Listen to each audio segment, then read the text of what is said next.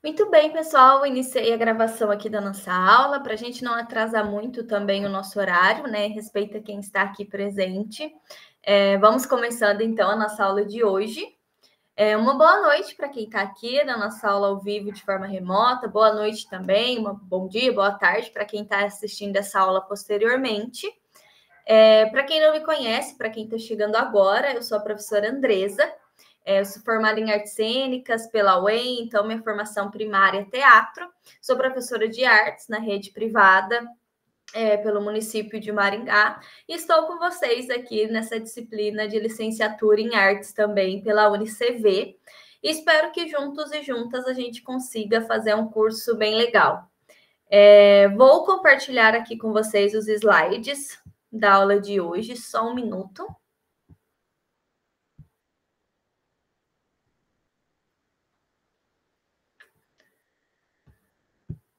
Deixa eu só colocar aqui para apresentar para vocês. Aqui. Acho que dá para eu fazer por aqui. Isso, muito bem. Vocês conseguem ver a minha tela e o slide tranquilamente? Perfeito, então. Áudio tá ok também.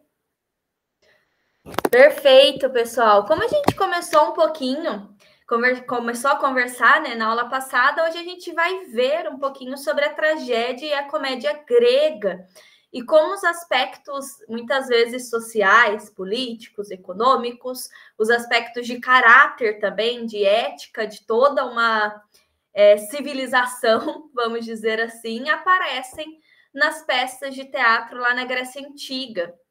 E só para retomar alguns conceitos que a gente estudou na semana passada, né? Quando a gente fala de teatro lá na Grécia Antiga, a gente fala de um momento de encontro social. Era um momento muito importante para os gregos, um momento em que eles iam até os teatros, né, até os espaços teatrais para assistir às peças, e era um momento de muita festividade. O teatro surge a partir das Dionisíacas, né? Tinha um festival que chamava Dionísia Maior, que era a maior das Dionisíacas, que era uma festa ritualística em homenagem ao deus Dionísio, que era o deus do vinho, o deus da fertilidade, e acabou se tornando aí o deus do teatro também. Então, talvez para a gente seja um pouco difícil entender a dimensão que o teatro tomou na vida dos gregos, né? Eu acho que nunca uma civilização viveu tanto o teatro quanto os gregos. Eu acho que é até meio simplório a gente tentar comparar ali com o TikTok, com o Instagram, que faz parte da nossa vida hoje, porque em todos os estudos assim que a gente pega era algo muito, muito surreal. Eu tô com um livro aqui hoje para mostrar um pouquinho para vocês, que é a História Mundial do Teatro, escrito pela Margot Bertoldi, e ela traz para gente muitas das referências que eu trouxe aqui para a aula também, né? Quase que uma bíblia do teatro aqui, pelo tamanho, pela dimensão. E ela tem uma parte ali que fala sobre o teatro grego, portanto, apresentando para a gente esse encontro de pessoas, essa vivência teatral que não acontecia só entre os artistas, mas em todas as pessoas mesmo, em toda a sociedade, em todos os cidadãos ali da Grécia Antiga. E o teatro foi se tornando tão importante para os gregos, que dentro dessas dionisíacas, né, nessas festividades em comemoração, em homenagem ali ao deus Dionísio, em comemoração à colheita da uva, começaram a acontecer os festivais de teatro. A gente já falou um pouquinho na aula passada, mas só para a gente retomar, para a gente chegar ali na tragédia e na comédia grega. Então, a gente vai ter uma estrutura festiva de teatro, de Dionísias, muito grande, muito respeitada. Então, nessas festividades, a gente tinha ali 6 dias de festa, 6 dias de celebração. Entre eles, a gente vai ter os primeiros dias ali dedicado, né, às procissões e cerimônias religiosas, um segundo dia reservado para o concurso dos coros, dos ditirambos, que eram poesias cantadas que contava, né, a história dos deuses, dos heróis ali gregos. O terceiro dia, que era dedicado ali às comédias, que a gente vai ver um pouquinho da estrutura delas na aula de hoje. e os 3 últimos dias destinados aos poetas trágicos. Chamavam, né, de poetas porque eles traziam texto literário, então eles eram conhecidos como poetas também, e trágicos porque escreviam tragédias. E olha só que interessante, cada um desses poetas, eles eram escolhidos anteriormente, então eles passavam por uma série de jurados, assim, que liam as suas peças, liam as suas histórias e escolhiam as melhores, e cada um deles apresentava 4 peças, 3 tragédias e uma sátira, que era uma peça também teatral, mas que tinha um material ali, o conteúdo mais mitológico, né? Que era potencialmente trágico, mas era trabalhado de forma caricata, de forma grotesca, para o dia não ficar tão pesado, para o dia de festividade não ficar tão denso, porque a gente vai ver um pouco hoje uma tragédia e a gente vai entender o quanto aquilo tinha uma tensão. Então, eles finalizavam o dia ali com uma sátira para quebrar um pouco dessa tensão toda. A gente viu também na semana passada um pouco sobre os espaços, né, onde aconteciam essas apresentações, só para a gente rememorar, então, quando a gente fala de teatro na Grécia Antiga, a gente fala de uma parte muito importante do convívio em sociedade. Os espaços cênicos, né, eram espaços ali para coisa de 50 mil pessoas, então era extremamente importante para a sociedade grega, ali, para os cidadãos gregos, a vivência teatral. E como os palcos, os teatros, eles eram muito grandes, se o ator fosse sozinho ali no centro do palco, ele não seria visto por ninguém. Então, eles utilizavam uma série de recursos cênicos, como coturnos, roupas muito largas, né? Então, saltos, roupas largas, máscaras que ajudavam ali a ampliar a voz. Se a gente reparar, as máscaras gregas, elas vão ter uma espécie de cone na abertura da boca que servia ali para ampliar a voz, para que todas as pessoas que estivessem na plateia conseguissem ouvir a voz do ator ali em cena.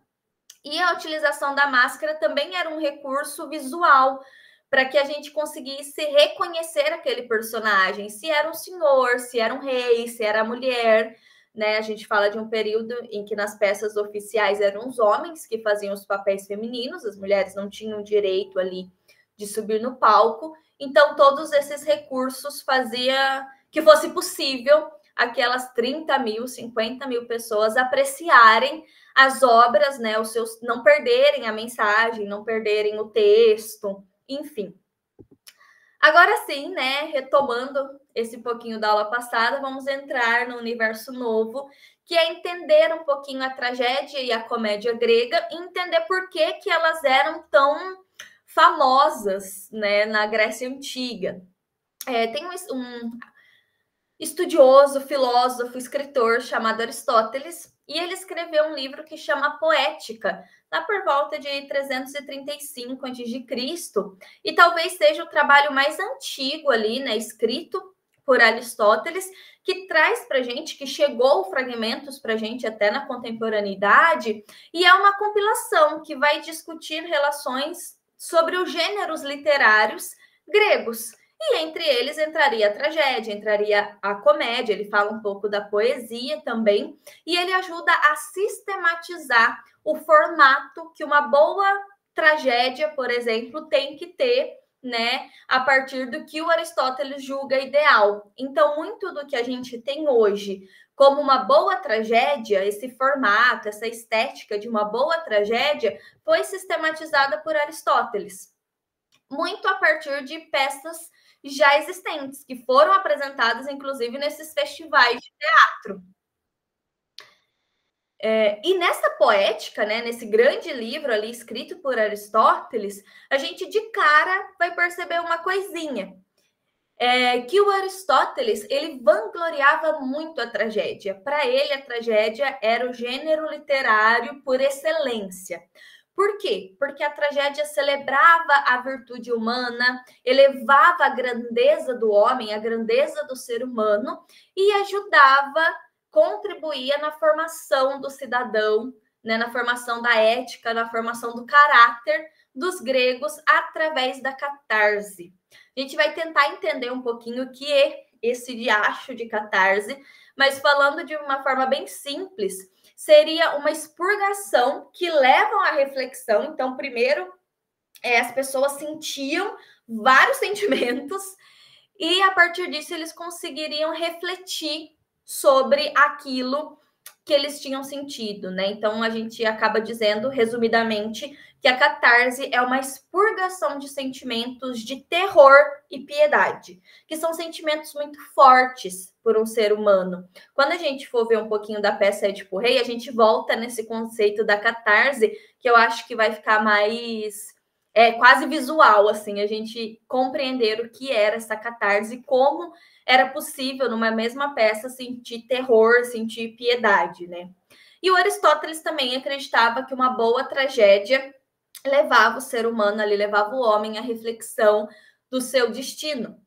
A gente fala de um período em que os gregos acreditavam muito no destino, né? Os soberanos ali, os reis, as rainhas, viviam consultando o oráculo, que era uma espécie de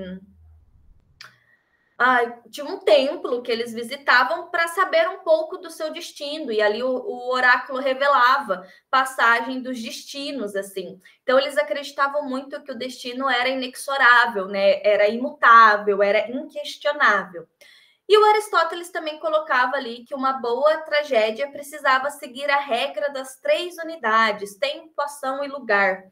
O teatro contemporâneo tenta quebrar de certa forma, né, com essas 3 unidades. Então, a gente já percebe aí que é uma característica muito do teatro tradicional. É utilizado até hoje em algumas peças contemporâneas, mais de texto, mas alguns espetáculos que a gente vai ver mais para frente também não utilizam tanto do texto, acabam ignorando ou só não levam a sério essas 3 unidades.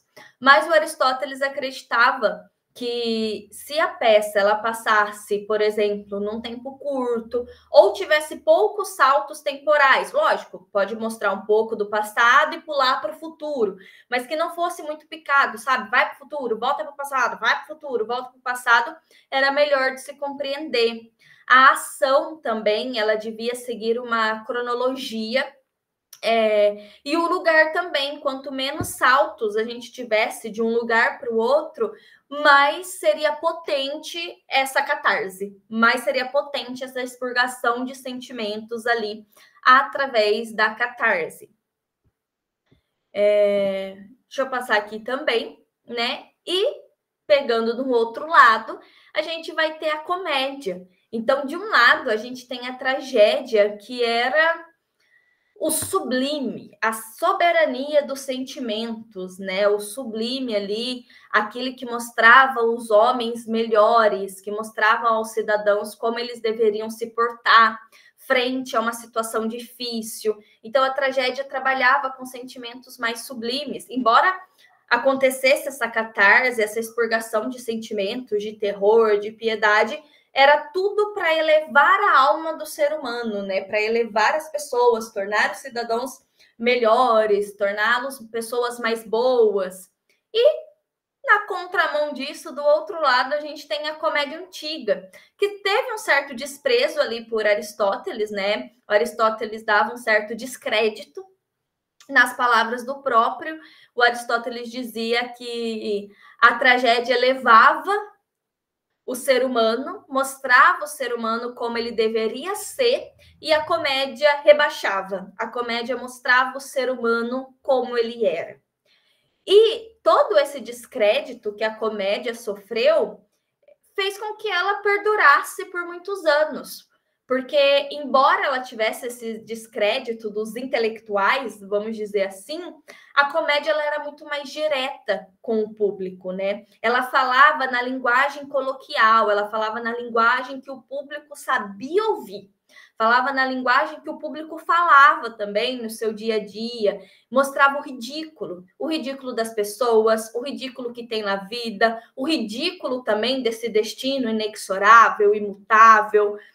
Mostrava o ridículo da morte, mostrava o ridículo das instituições, fossem elas religiosas, fossem elas políticas, mostrava vários aspectos da vida cotidiana, da vida familiar ali, quase que como se a comédia entrasse dentro da casa das pessoas. E tudo isso de uma forma exagerada, né? Então, utilizava muito da caricatura, utilizava muito do grotesco e tinha uma total desvalorização deste homem ideal. Então, a tragédia buscava um ser humano ideal, a comédia não. A comédia, ela mostrava o ser humano tal qual ele era, com seus pecados, com seus pecadilhos, né?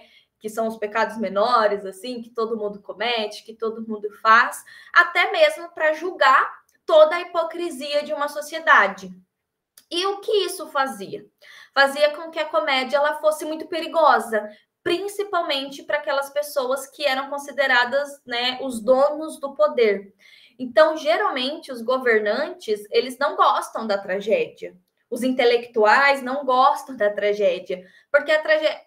Oh, eu falando errado, desculpa, da comédia, né? Porque a comédia, ela ridiculariza. A comédia, ela vai mostrar os vícios. Então, elas vai mostrar os vícios do soberano. E o soberano, ele não quer ser igualado ao povão. E a comédia coloca, basicamente, todo mundo na mesma caixinha ali. Todo mundo no mesmo bololô. Então, por conta disso, a comédia ela era muito perigosa. Então, geralmente, os governantes, os intelectuais, não aprovavam assim tanto a comédia.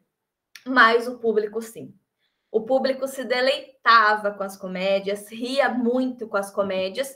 No entanto, né, que com o passar dos anos, a gente viu uma crescente de gêneros cômicos se espalhando pelo mundo. Atualmente é muito mais comum a gente ver espetáculos, por exemplo, mais cômicos do que trágicos ou aqueles ditos sérios, porque a comédia ela tomou um lugar muito importante na vida das pessoas, que era uma forma de alívio. Então a gente fala desde a Grécia Antiga de uma sociedade que é muito regrada, que privava os cidadãos de muitas coisas. Então, ter esse momento de regozijo, né? Ter esse momento de deleite, ter esse momento ali para relaxar mesmo, era muito bom. Então, nesse sentido, em algum momento ali, os poderosos entenderam que utilizar a comédia poderia ser um grande feito. Mas isso é lá para frente, isso a gente estuda depois. Então, para a gente resumir essa parte, né, entre a tragédia e a comédia antiga, pensando lá na Grécia, o que precisa fixar aqui para gente?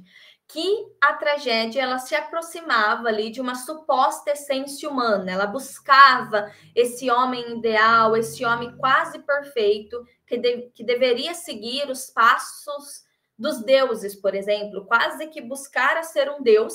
Evidentemente, ele não ia conseguir, porque a tragédia também mostra para gente que o ser humano é falho, né? E lembrando só que quando eu falo Deus ou deuses aqui, a gente não está falando do Deus cristão que o cristianismo vai trazer para a gente, mas dos deuses da mitologia grega, que eram os deuses ali que a galera acreditava. Então, o ser humano na tragédia buscava essa essência, buscava esse ideal, ser bom, ser generoso. E na comédia, não. Comédia é o contrário disso, né? A comédia estaria muito mais ligada à vida cotidiana, ao homem comum, questionava os valores sociais, questionava os valores do dia a dia, questionava até mesmo a ordem política, e por isso ela era tão fundamental também para a sociedade. Hoje em dia, até, existem muitos estudos que colocam a comédia nesse lugar de fazer a gente pensar. Embora a gente esteja rindo, brincando e tudo mais, é através da comédia que a gente consegue pensar e às vezes até mais do que com a tragédia. Porque na comédia, quando a gente ri de alguma coisa, depois a gente consegue mais rápido fazer uma reflexão sobre aquilo que a gente riu. Enquanto quando a gente se deixa envolver com sentimentos, né, principalmente esses sentimentos mais fortes, é difícil a gente se distanciar para fazer esse momento de reflexão. Acho que eu travei, mas acho que voltou já. Está tudo certo. Aproveitar e tomar uma aguinha. Seja bem-vinda, Jaque. Obrigada. A gente está falando um pouquinho sobre tragédia e comédia lá na Grécia Antiga. Ah, tá. Bem, mas começamos quase agora também. Vamos entrar no que importa agora. Tá bom.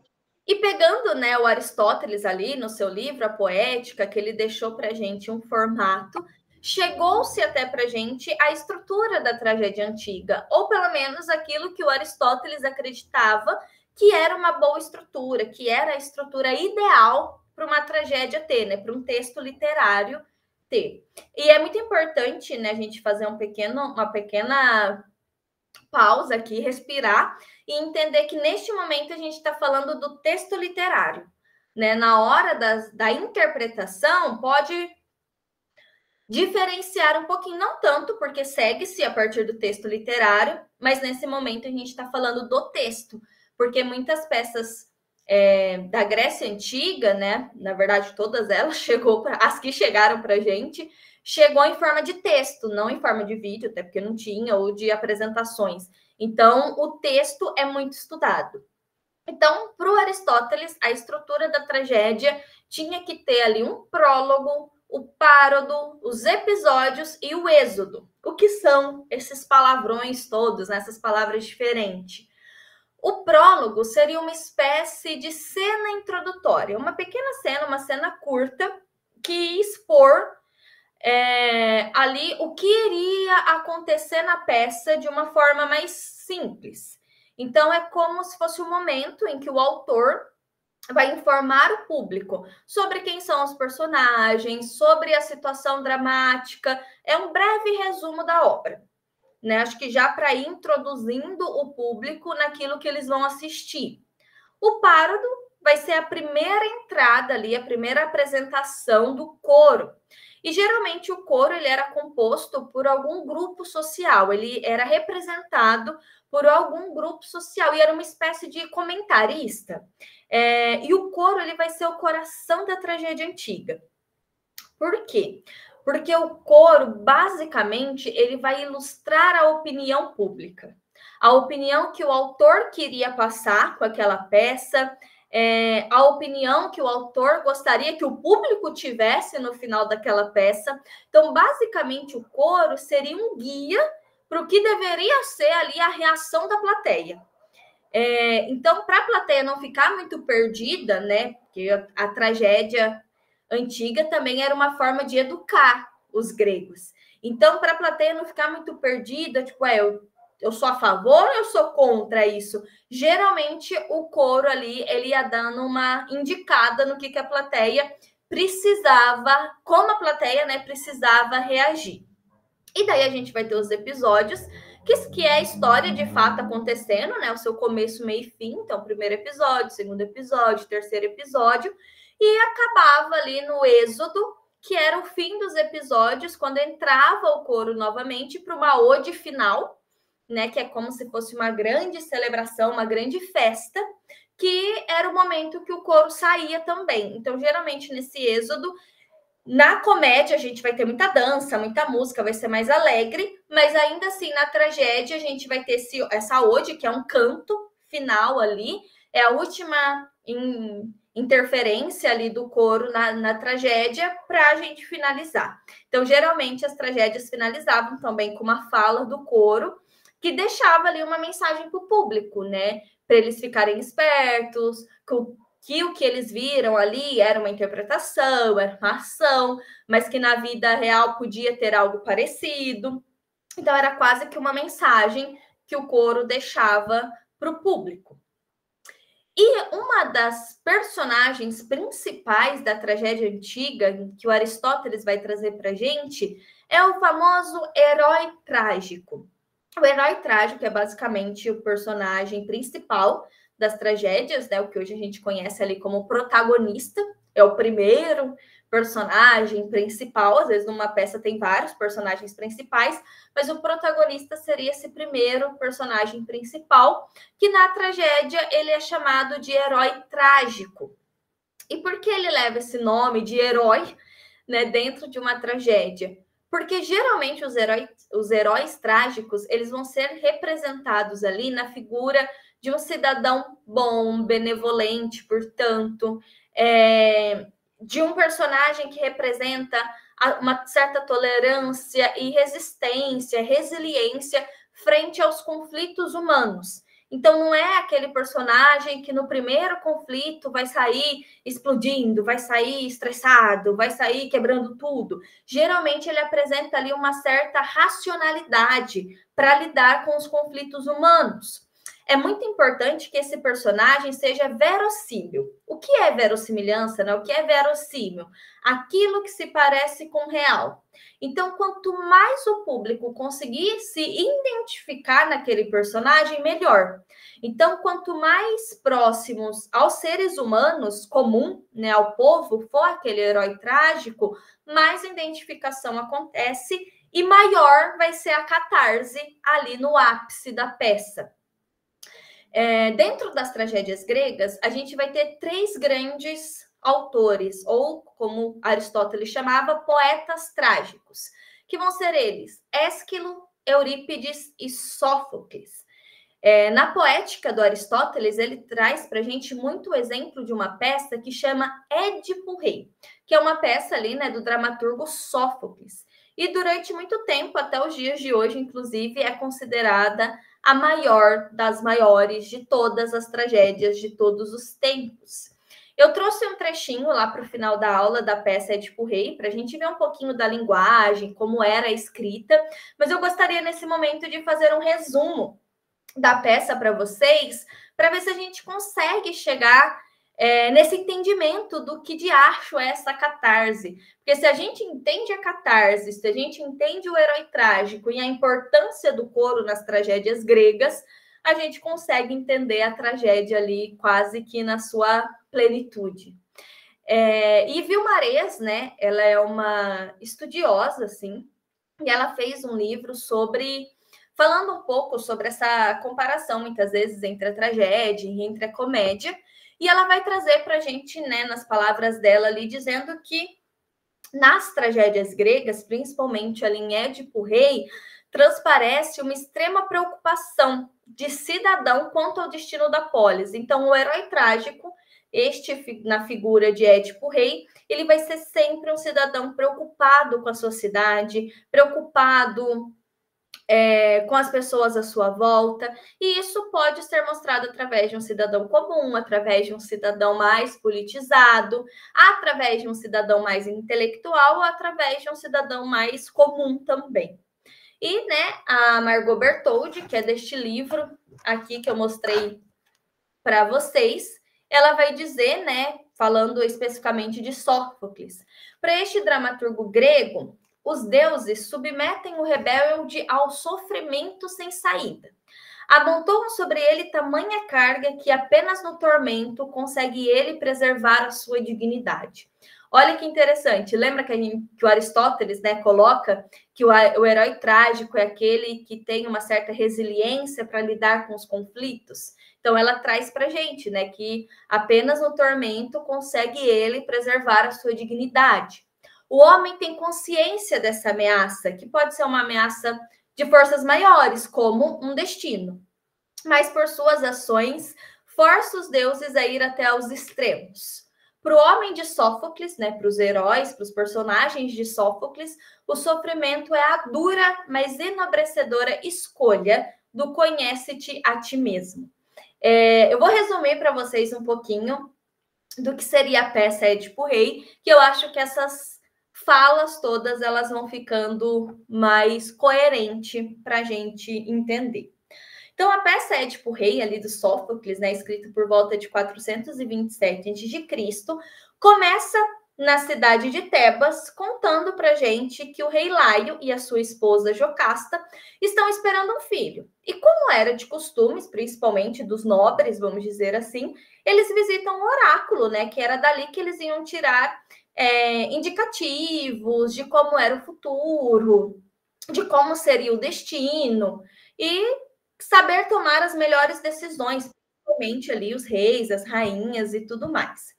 E quando eles visitam esse oráculo, eles são informados que se o bebê que está na barriga da Jocasta for um menino, esse menino vai nascer com um cruel destino já traçado.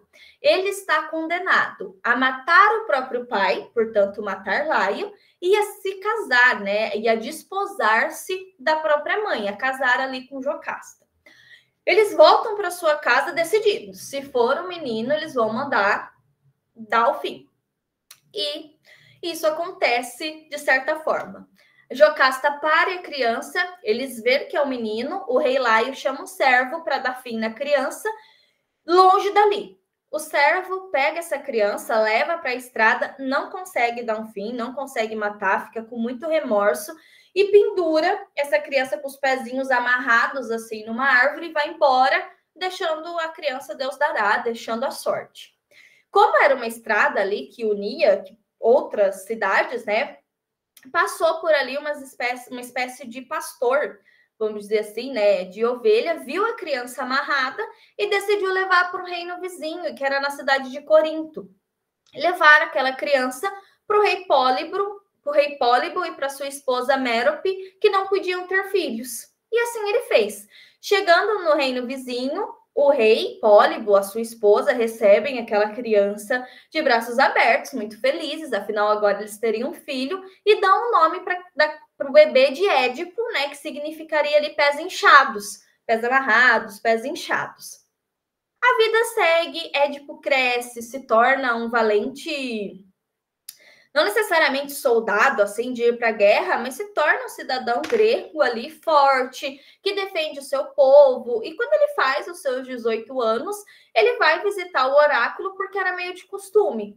E naquele momento o oráculo revela para ele que ele tem um destino muito cruel, que ele está fadado a matar o próprio pai e a casar-se com a própria mãe.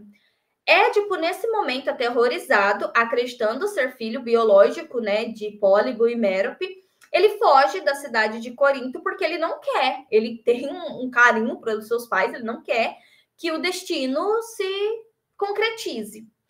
No meio do caminho, né, ele foge da cidade, no meio do caminho, ele encontra o rei da cidade vizinha, junto com 2 servos, que estavam fugindo de uma esfinge. Uma esfinge tinha tomado lá a cidade de Tebas, e o rei estava indo até o oráculo pedir ajuda junto com seus servos. No caminho, eles trombam o Édipo. O rei era muito arrogante, era muito chato, acabou ali entrando num conflito com o Édipo, e na ocasião, o Édipo mata o rei Laio, e um dos servos, o segundo servo que estava junto, consegue fugir. Nesse momento, a gente começa a ver a peça, a vida do Édipo dando errado, mas o destino já se materializando. Édipo não sabe quem era aquele senhor, para ele era só um velho arrogante que cruzou o caminho dele, foi impertinente e num duelo que era comum para a época, acabou matando ali o Laio.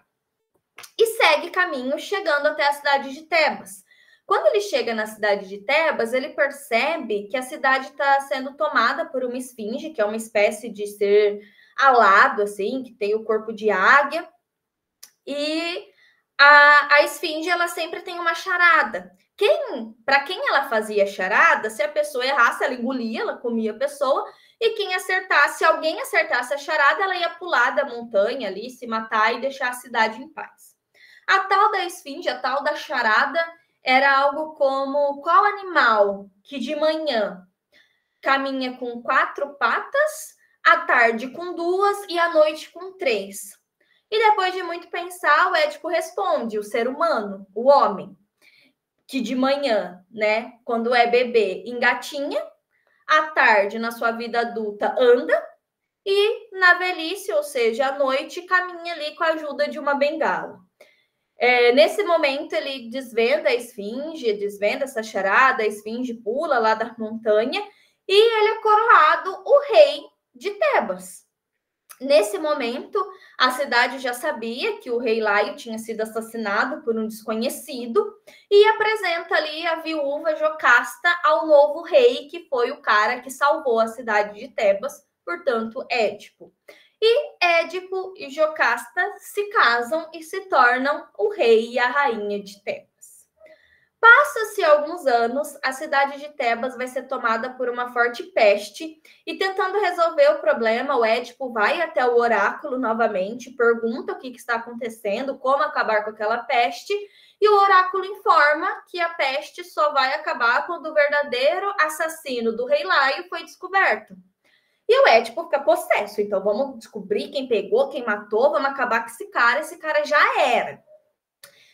Nesse inteirinho todo, nesse clímax quase da peça, vem um mensageiro da cidade de Corinto avisar que o rei Pólibo, avisar para o Édipo que o rei Pólibo, o seu então pai, havia falecido por causas naturais.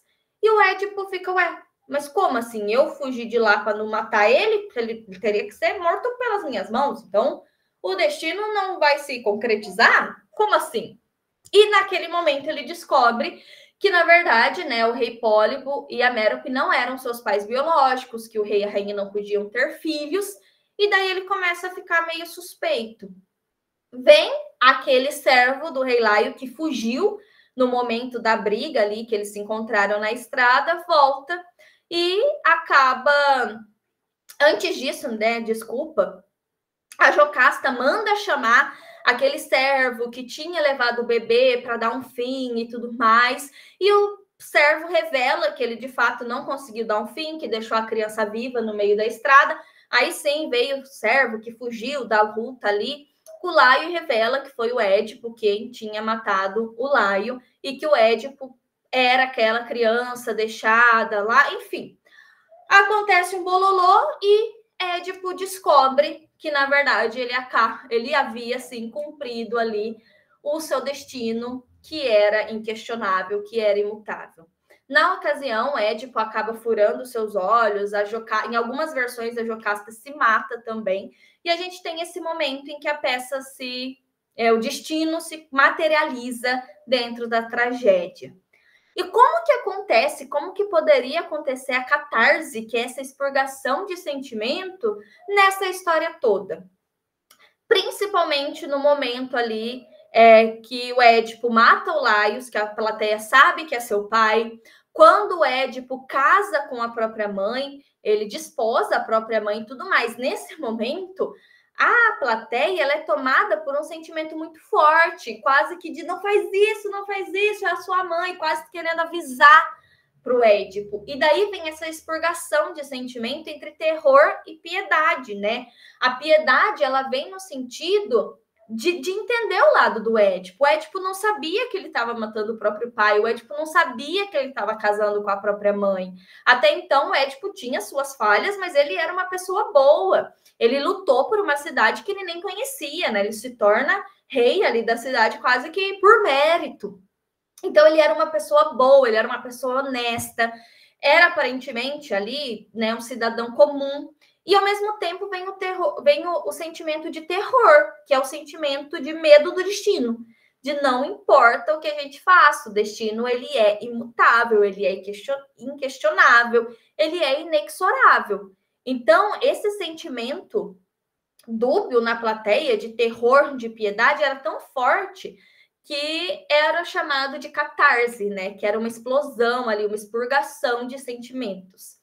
E o Aristóteles acreditava muito que através desse sentimento da catarse era possível reeducar os cidadãos gregos também, que era uma sociedade que prezava muito pela ética. A gente poderia entrar em várias questões também, que não chega a ser o caso agora, a gente está aqui mais para compreender, né, como a tragédia acontecia ali na Grécia Antiga e por que da sua importância histórica, literária e para os cidadãos gregos também. Mas essa expurgação de sentimento, essa catarse, era quase que num lugar também para colocar medo naquelas pessoas, para elas não questionarem o destino. Ai, por que eu nasci pobre? Por que eu nasci rico? Ah, porque o destino quis assim, o destino é inquestionável. Mas também não vamos entrar muito, senão a gente sai daqui triste.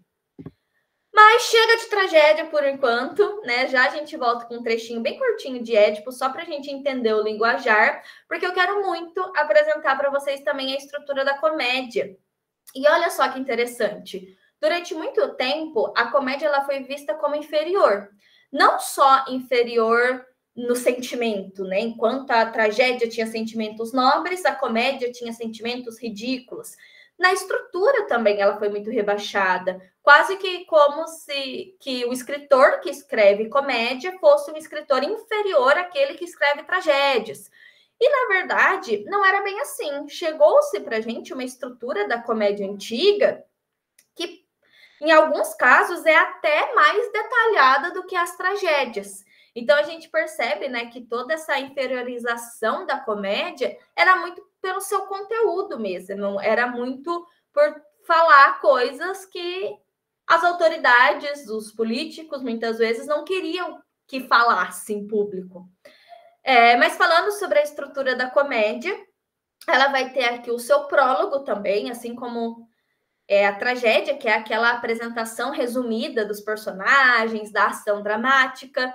Vai ter o párodo, que é aquela primeira entrada do coro, aqui no caso da comédia, uma entrada festiva desse coro. A gente vai ter o agon, olha que interessante, diferente, né, da tragédia, que vai ser a parte mais extensa daquela comédia antiga, ou seja, o coração da peça. É neste momento que vão ter os debates, as disputas, as relações conflituosas entre as personagens, entre o coro. Nas comédias antigas, era comum também ter o momento da parábase, que era um momento em que o coro se dirigia diretamente ao público e falava em nome do autor.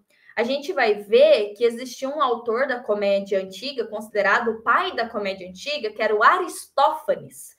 Né? Aristóteles era o filósofo, Aristófanes era o escritor de comédia. E o Aristófanes já foi preso porque ele falava dos políticos na cara dele. Então, esse momento da parábase era um momento muito esperado pelo público. Né? O público estava muito interessado em saber ali a opinião do autor sobre os acontecimentos políticos, sociais. Então, neste momento, muitas vezes, o próprio Aristófanes entrava para fazer essa parte, ele já chegou a ser... Tem alguns estudiosos que trazem para a gente que ele já chegou a ser preso ali no meio de uma apresentação de comédia.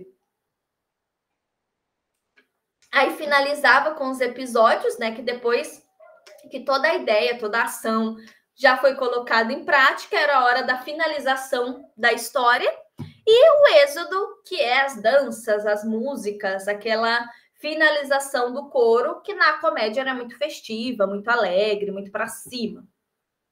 E falando dele, né, Aristófanes era considerado o pai da comédia antiga, ele deu muita dor de cabeça para os políticos da Grécia Antiga, e ele tem uma peça que eu particularmente gosto muito, que chama Lisístrata, ou A Greve dos Sexos. Então, a gente encontra com esses dois nomes, escrita ali por volta de 411 a.C., no momento ali que estava acontecendo a guerra entre as cidades-estados de Esparta e Atenas.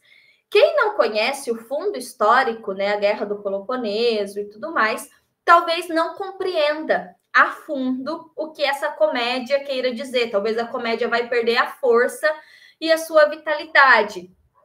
E mesmo que a comédia ela não tenha respaldo na história, a história que ela traz não aconteceu de verdade, ela se posiciona em relação à guerra.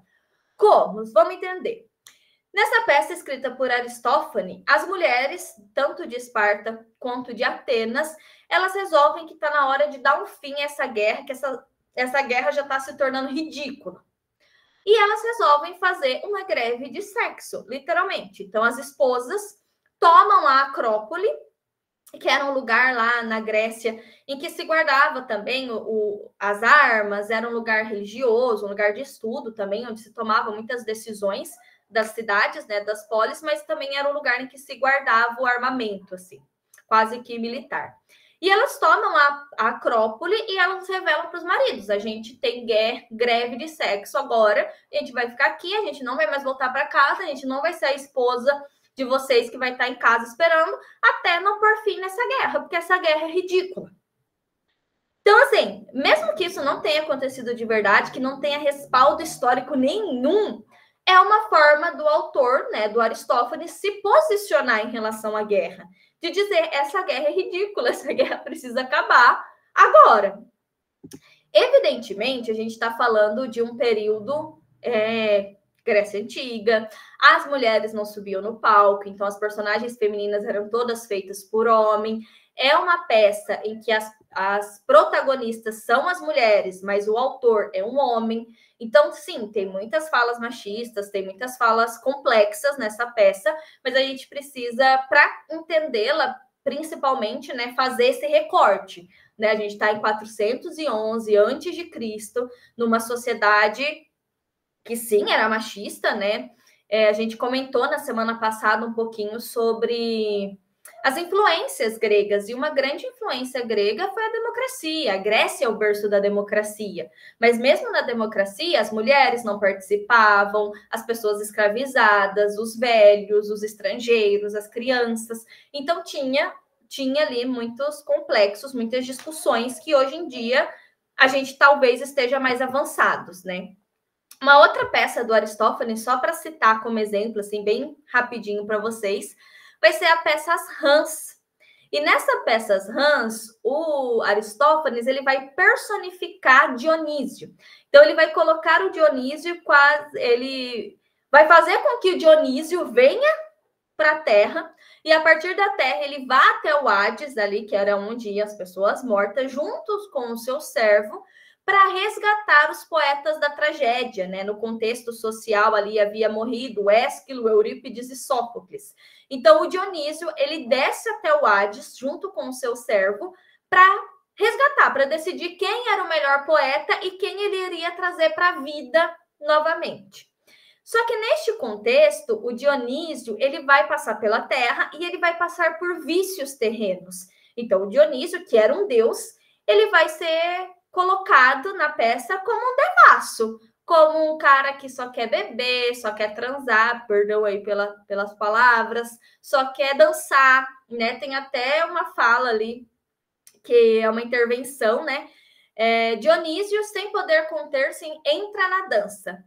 Pois cá por mim estou sempre pronto a acompanhar o cortejo. O que eu quero é ir para a reinação e entrar na dança com ela. Então, quando o Dionísio ele é ali materializado pelo Aristófanes, ele é colocado no mesmo lugar do povão, no mesmo lugar do ser humano comum, no mesmo lugar da gente. O ser humano que vai beber, que vai fazer xixi, que vai fazer cocô, que vai fazer sexo, que vai dançar. E isso era visto quase que como uma afronta, onde já se viu um deus posto de carne e osso com os vícios terrenos. E a comédia ela faz isso em muitos aspectos, né? Ela pega essas figuras que são extremamente sagradas, e eu não estou falando só no quesito religioso, às vezes um político também é pego nesse lugar e coloca no lugar do povão. Então, quando se ri ali do Dionísio dançando, ri porque ele está sendo visto como uma pessoa comum e não como uma divindade, né, que tanto se prezava. Enfim, aqui eu deixei alguns exemplos para vocês de tragédia e comédia. E para a gente fechar, eu queria ler um trechinho bem curto. Não vou ler tudo que está aqui, deixo para vocês nos slides depois, só para a gente entender a diferença de linguajar, né? Porque a comédia ela vai trabalhar com uma linguagem mais coloquial, mais próxima das pessoas. Muitas vezes, principalmente no trecho de Lisístrata que eu trouxe para vocês, com frases de duplo sentido, fazendo alusão ali, né, de muito cunho sexual e tudo mais, e isso que deixava a peça mais engraçada. Enquanto a tragédia, que Édipo Rei, vai trabalhar com um linguajar muito mais sofisticado, muito mais sublime, muito mais polido. Então, aqui é bem o finzinho da peça, o momento que o Édipo descobre-se tudo, né? Então, ele está ali aterrorizado. E ele diz, ai de mim, tudo é claro agora. Ó luz do dia, vejo-te pela última vez. Eu que nasci de quem não devia nascer, e me casei com quem não devia casar-me, e matei quem não devia matar. Nesse momento, o Édipo sai de cena e reaparece com os olhos ensanguentados e com buracos, né? No lugar das órbitas ali, não tem mais os olhos, ele meio que fura os seus olhos. E a gente tem a fala do coro que fecha tudo isso. Oh, que desgraça medonha para os homens, a mais terrível de todas as que tenho visto. Que loucura foi essa, que Deus te tornou pior ainda com tais males. A sorte é que um mau destino condena. Embora deseje interrogar-te sobre muitas coisas, não posso olhar-te, não posso ver-te, não posso ouvir-te. Tal é o horror que me fazes. Essa fala que eu deixei em negrito para vocês é como se o coro estivesse falando também com a voz do público, né? Que o público fica com muitas questões, o público queria perguntar muitas coisas, mas nesse momento eles estão tomados pela catarse e não conseguem expressar nada. E para fechar a frase do coro, né?